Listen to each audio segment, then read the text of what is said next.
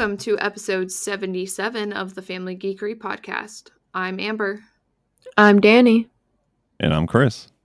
And today we are continuing our Ninja Turtle November. We're going to talk about video games. Yeah. Cool. We like video games. We do like video games. Yep. So last week, if you missed our first episode of No Turtle November or whatever we call it, we talked about, what did we talk about? Oh, the TV show, the cartoons. Yeah. Yes. And just a little bit of history of the Ninja Turtles in general. And next week will be our third installment, final installment. And I'm pretty excited. We're going to talk about the comic books, but specifically we're going to talk about The Last Ronin, which I haven't read yet. I don't think anybody's read yet. But this is the holiday week here. We're going to have some little extra bonus time because of the holidays. So good time to pass that book around. So you guys excited to read that? Yeah, it sounds really cool and totally not like the Ronin from the Marvel comics. Yeah, but this is The Last Ronin. Oh. He's just one of the many Ronins. Ronin variants. Wannabe Ronins. Cool. Well, I think we need to start off with our Geeky Weeks. What do you think? Geeky Weeks. Geeky Weeks. Anybody got something to start off with? Well, I brought up variants because I am catching up on Loki Season 2. Watched the first couple episodes as they were coming out and then forgot about it. But yeah, watching some more of that. I don't know if they're done with Season 2 yet or what, but yeah. And also, this last weekend was the World Finals for League of Legends. And it was two teams, a Chinese team versus a Korean team. And SKTT1 won the finals, which was pretty cool. Because they have probably the most famous League player, Faker.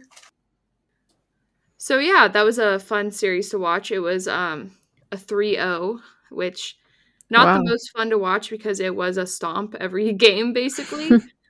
Which makes sense because it was like the second seed from LCK, which is Korea, versus the fourth seed from LPL, which is China. But I don't know. I like SKT, so I'm happy they won. Happy Faker got to get his fourth win in his 10 years of playing. Nice. Yeah. League is fun to watch. It's a lot more fun to watch than it is to play. If you know what's going on, League is fun to watch. And they always have a really cool opening ceremony for the finals. So they had a K-pop group, New Jeans, who did their like song of the year. Basically, every year they have like a song for the like, I don't know, competitive season. And then they also had the Heartsteel performers, which is one of their like fictional bands that they take the League characters and have them sing. So really cool to watch. So do any of the bands ever make like totally campy songs about League? Like, I'm going up the mid and my friend is in the jungle pushing for the dragon. Wow! You know, I mean, like there is the band Pentakill, which is heavy metal. Oh, I've heard them, yeah. And they're actually really good. Not super campy, but they tend to have like references. Like a lot of the Pentakill songs are named after like items and concepts and stuff. And yeah, it's cool how they throw some hints in there while also like actually making good music. Cool. And also it's just a cash grab to sell more skins, but yeah, it's okay. I'll enjoy music for free too. We just need to make some skins. Yeah. You can get the Family Geekery skins in the League store. It'd probably be more likely we'd be in Fortnite. They just like probably go slap on a team. Yeah, but you could be like have Optimus Prime body with Family Geekery Chris's ponytail with Danny's violin bowstrings and riding on a cat. Nice. I like it. All right, games, if you want to hit us up, hit us up. We don't care. We have no loyalties. That's right. If we work together, it could be epic. Maybe Dota. Maybe Dota will reach out to us. I understood your joke. League seems to be stealing a bunch of their concepts, so maybe Dota can get a leg up and get exclusive Family Geekery content. I've never played Dota. Not for cheap, though. You gotta pay. All right, Danny, how about you? What kind of geeky week did you have? Well, you and I went to King's Dominion for the second night of Winterfest. That's right. Was it really pretty? It was very pretty. Very pretty. The weather wasn't too bad, so it was enjoyable. We weren't freezing. Like 60 degrees. All those Christmas bulbs that we saw in the trees during Halloween were turned on. Very pretty. Oh, nice. Lots of lights everywhere. And there was animals. Oh. Yes, they're petting zoo, as they do most of the years. They were very cute. Nice. They had a little nativity set, and that's where all the animals were. I don't remember llamas being in the original nativity, but... Yeah, they just... you didn't know that Jesus and Mary, they took a trip to South America? South America. I guess llamas are cheaper than camels. He wasn't born in Jerusalem. He was born in Inca. Inca. It's a town in Brazil. Ancient civilization. What else? Anything else geeky? I played a Teenage Mutant Ninja Turtle game. Nice. Yeah, so did I. Talk about that. By happen chance. And we played another game. Danny and I. Oh, that's right. That's what I was forgetting. We played Overcooked 2. What? Oh, so you downloaded it while I was there, and then as soon as I leave, you guys play Overcooked? Well, it was 13 gig download or something like that. Some crazy amount of gigs. Well, as a Thanksgiving happy family activity, we can play Overcooked. Yeah, that'd be fun. Maybe while all the adults are cooking in the kitchen, Danny, we can cook on the TV. We found out that 2 people are just not enough to cook everything. Oh, probably not. Like the first couple levels, easy. But after the first couple levels, it got a little hard. But yeah, we got through. We 100%ed level 1, didn't we? We did. Yeah. Nice. The tutorial level. Well, we started with the arcade mode, which it seems like it just teleports you to a random level in the game. So we're like, oh, we'll just do this. And it teleported us to like World 2, level 3 or something. And we're like, oh, this is very difficult. So we started with the story mode and worked our way up to chaos of conveyor belts and throwing trucks and stuff through the map. I'm all for a story mode, but I don't think this game really needs a story. Yeah. It's just an onion guy yelling at us or something. Yeah. But it was cute. It was fun. We have to cook stuff to save the kingdom or something. Nice. Yeah, and we also all of us played a little bit of Disney Speedstorm or whatever it was. Oh, yeah. 4-player. Yeah. Split screen. I liked it. Hard game. Amber did not like it.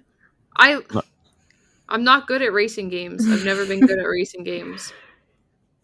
I'm not good at split screen games. Yeah, I could barely see. Too much else going on that I forget who I'm supposed to be looking at. Mm. And even with a big screen TV, it's still like it just doesn't seem big enough. Oh. Which is weird because I play that game on the Steam Deck, which is a 7-inch screen. Right. sitting right in front of my face. I guess that's better than 1/4 of a big screen TV. Yeah. It's cute though. It's fun. Disney Nice. Mario. Speaking of racing games, though, there's a Lego 2K Driver or something. Yeah. I've been watching this season of Lego Masters, and it was really cool. They had a like RC car race challenge, and the winner of that week, they got to have their car actually be in the game. Oh, that's cool. Yeah, so I kind of want to try that game out because I don't know, everything Lego just looks it's so adorable. But yeah, that game shark came out with a big price tag though. I forget if yeah, it was like a full AAA like $60 game when it I came think out. it is. Yeah, we need to wait till that's down to like $5. Yeah. But if anybody out there's playing and you have a shark car, that's from Lego Masters. So That's neat. yeah.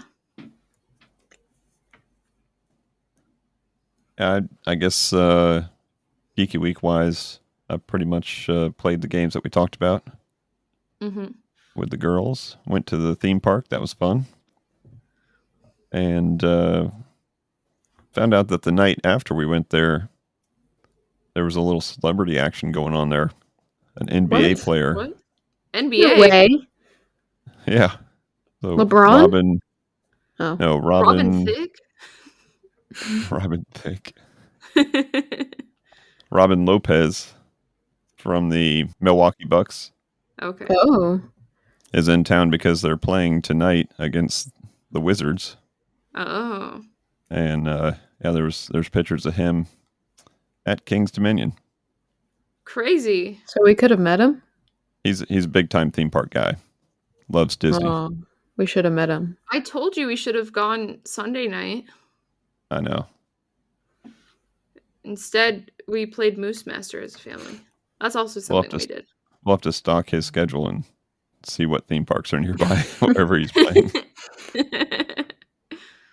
That totally doesn't sound premeditated, does it? Totally not. Nice. Cool. We ready to get into this week's subject? Yeah. No Turtle November. So we're talking about video games. Yep. And we all played a video game together. But before we get to that one, they've had video games for a long time. Probably. Starting in the Nintendo Entertainment System. Oh, so, really? Like, probably back 1986 or 87 or so, had the first game, and it wasn't what you think. It was actually a side-scrolling like platformer game. Oh. Where you could press start and select any one of the four, turtles, and they each had like individual health bars and stuff. So if you needed to like switch from one to another, you could switch them out. And it was like almost like a Metroidvania type game. But then the one that everybody thinks about was shortly after that, there was obviously the big arcade hit. Yeah. The big 4-player arcade game. And was that made by Nintendo? No, I believe it's Konami. Okay. But then that came to the Nintendo, and they called it Teenage Mutant Ninja Turtles 2 / the arcade game. And that was obviously a big hit because that was a big hit in the arcades. And there's been lots of games since then, but the one that we played for this episode was the newest one to come out, called Splinter's Revenge. And it's in the same vein or same style as the arcade game, the original arcade game, which has had several iterations over the years. And I think the biggest difference is this one has the option of 6 players. Yeah. Yeah. And more playable characters. Mm-hmm. Yeah. Which, of course, makes sense with 6-player. There's not 6 turtles.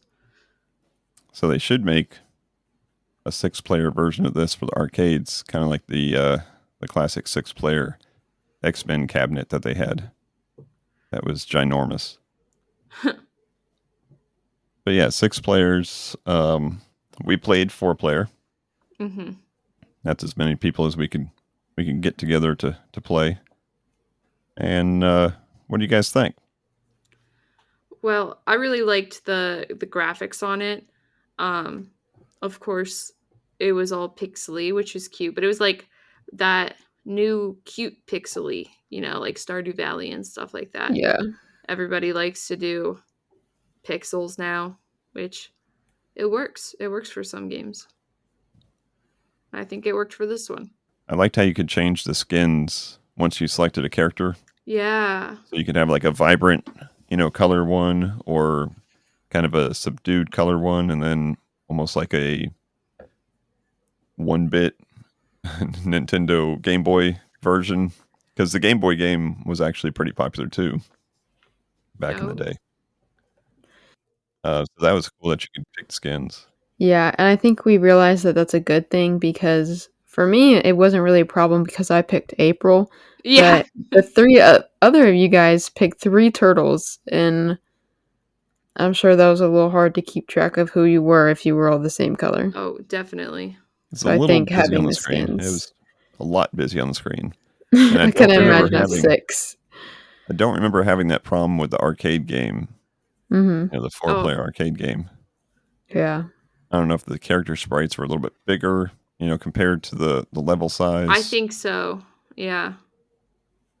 So maybe it's scaled down to have more enemies and more players at the same time. Mm-hmm. One thing I appreciated was, all the other times playing the arcade machine, you never really think about the story. Like, of course, they have some sort of story and, I don't know, background of it that it shows you, and then it just dumps you in the game. But after watching the show last week, now that I know a little bit more than I had originally, it was cool to be like, oh yeah, these are robots that Shredder made, and these are the, Rocksteady and what's the other guy's name? Pigpen? Bebop. Oh, why did I think his name was Close. Pigpen? He's a warthog. But like just knowing a little bit more about those characters too, instead of just like hitting them and hitting them and hitting them. Smashing buttons. I'll have to Yeah. admit, I was just smashing buttons. I was too. I mean, the game did a good job of showing you, like right when you loaded it, some of the combos, but it was a little weird. And of course, you forget all the combos once you get into the game. Yes. Yeah, I think if you were to continue to play with the same people, with your same friends or whatever, you would figure out the combos, and I bet you there's multi-character combos because they always make, like, if Donatello and Michelangelo are close enough together and they both hit certain button at the same time, then one will fling the other one towards the enemies or something. Mm-hmm. Anytime you make a multiplayer game like this, a side scrolling fighter game, there's usually combos for those. The best example of that is, of course, the Simpsons game, where there's a couple different combos between like Marge and the baby, and so those are pretty cool. So I'm sure you would find those eventually, because there is special moves, there's combos, stuff that we didn't spend too much time learning. We're just smashing buttons, jumping around. And I couldn't imagine playing that game. It's available on Switch. I couldn't imagine playing like a online multiplayer with other people, because we did a local multiplayer. Yeah, but it had the option to do online. Yeah, on a small screen. I guess if it's right there in front of you, it might be okay, but it might be a little busy on a Switch screen. Yeah, for sure. But it was interesting because it had like a Mario style world where you like go level to level, and you can redo the level to collect the collectibles and go to bonus worlds and stuff like that. And it looked like there was a lot of outside of the game content, like you can go to your sewer and check out what you've collected and stuff like that, and maybe like upgrade your people and unlock new characters or something like that. We didn't really get into that a whole lot, but that added a little bit more than just competitive or like repetitive hitting things over and over again. Yeah, I know the people that I've heard that have completed the game, which we did not. We got a couple levels in, but didn't complete it. But I know the people that said that they completed it said that they really enjoyed it, and there's got to be some replayability to it, So those added features that you're talking about probably have something to do with that. I bet you could probably unlock new skins also, like different outfits and stuff. That'd be pretty neat. Yeah. Or you could buy them with riot points. But yeah, I don't know if it's the game for me. When I go to arcades and, I love the X-Men game. But I'll only play stuff like that for like 10 minutes, 15 minutes max, complete 1 or 2 worlds or like 1 or 2 levels and just be like, all right, I've had enough button mashing, time to go button mash a different arcade game. So I don't know. It's just not my cup of tea. It just seems so repetitive to me. Yeah, I agree. I'm sure it gets harder and it gets a little bit more interesting. Yeah, I guess with the story and with the different bosses that you fight, it gets a little different each time. But I don't know. You just kill a robot here, kill a robot there, kill a different robot. Oh, and now we're on scooters or whatever, skateboards, whatever we were on. And now we're still killing robots. Okay. I think there's a psychological difference between playing a game like this at home and playing it at the arcade back in the day when you had to put quarters in. Yeah. Because like there's no real sense of urgency of not dying or not losing your lives or whatever. You just keep on going. But they did have, is this the one where they had, like, if someone got knocked out, you'd have to go revive them with one of your other characters? Yeah. Yeah, they did was have interesting. Cuphead revives. style. So that does give a little bit, since this game is a game that didn't start in the arcades, it gives a little different, revive style instead of just dropping another quarter Right. or pushing the start button again on your controller. You had to go revive your buddies. But yeah, so it definitely back in the day when you'd play a game like this, you'd want to see how far you could get on one quarter. And that would drive you to get better and learn the combo moves and care about getting hit or not getting hit. And once you take that into the living room, it's just a little different feel to it. I can't imagine playing 6-player on that though, because 4-player No. seems kind of crowded. Like even at the arcade cabinet, 2 players seems like a good sweet spot. I don't know. Maybe a little overwhelming, but that makes it more fun, I think. But I think if you take this at like a Dave & Buster's and put some ginormous screen with 6 players, you could have a pretty fun time. Yeah. Oh, cool. We got, like I said, we got a couple levels into that, maybe 3 levels into it, fought a couple bosses, did a couple, we didn't go into any of the bonus levels, but we just wanted to see, what the first couple bosses was, no real surprise, and had some fun with it. So we'll have Pigpen, my favorite Teenage Mutant Ninja Turtles boss. Yeah. So I think I'll have to maybe continue on this game. We played it on Xbox Game Pass. It's available pretty much anywhere, but we played it on Game Pass because it was right there, ready to download. And that's always a fun way to try out a game. So we'll have to play some more of that and check it out. For sure. All right, so any final thoughts about the game before we call this an episode? This is an episode? Yeah. Is it your first time? Call this an episode. This is an episode. Goodbye. What? Puns. It's a cute game. Play it with your families. It's Thanksgiving. Yeah. Happy Thanksgiving. You should probably play this one and not Overcooked with your family. Yeah, I agree. Have less We're going to yelling. play Overcooked with our family, right, Danny? We can teach Grandma how to play. Oh, goodness. Nothing says Thanksgiving like a bunch of turtles. Yeah. Yeah. All right. Oh, well, we I think also we're gonna- watched.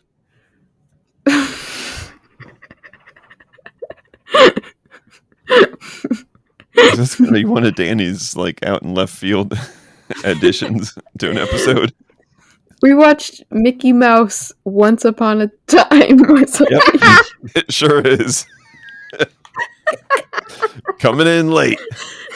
We got breaking news from We Danny. watched 1/3 of Mickey's Once Upon a Christmas, is what you meant to say. Because we did not finish it. Wait, we didn't? Wait, why did we only watch 1/3 of it? Because then lunch was ready. Oh. Anyways, Darn peace out, geek out. All right. Well, I think that's going to wrap it up. Thank you, Danny, for the late addition to this podcast. We can always count on you. We want to take just a quick second to say happy Thanksgiving to anyone out there that is going to spend some time with their families and Happy Thanksgiving. eat some turkey or ham or whatever it is that you eat. Spend some time with your family. Yum, yum, yum. Chill out a little bit. Enjoy that time with them.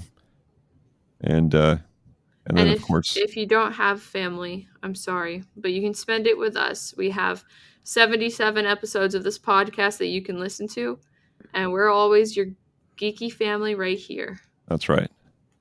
And if your family doesn't listen to Family Geekery, go ahead and bless them with an episode. Pick your favorite episode, share it with them, and Or make pick them their join the favorite family. episode. Make them join the family. Force them. This is a mafia now. Force them to join the family. Let me make an offer that you can't refuse. On the day of my daughter's wedding. Is that what it is? Yeah. Maybe not the same exact accent, but close enough. You come to me on the day of my daughter's wedding. He says that's the New York version of it, not the Italian version of it. Oh, same thing. There's Italian people in New York. But wait, aren't they in Chicago? The movie's too long for me. There You is a come to lake me involved. on the day of my daughter's wedding. It always just goes back there. I don't know. Going back to the Bronx. Born and raised. No, I wasn't. All right, now that we've butchered a Hollywood classic, we are going to leave you with one final thought. Happy Thanksgiving. And until next time, Peace Peace out and and geek out. gobble, gobble, gobble, gobble. I don't even know what's going on. Thank you for listening to the Family Geekery podcast. For more information, visit www.familygeekery.com. Don't forget to subscribe at your favorite podcast provider. And until next time, peace out and geek out.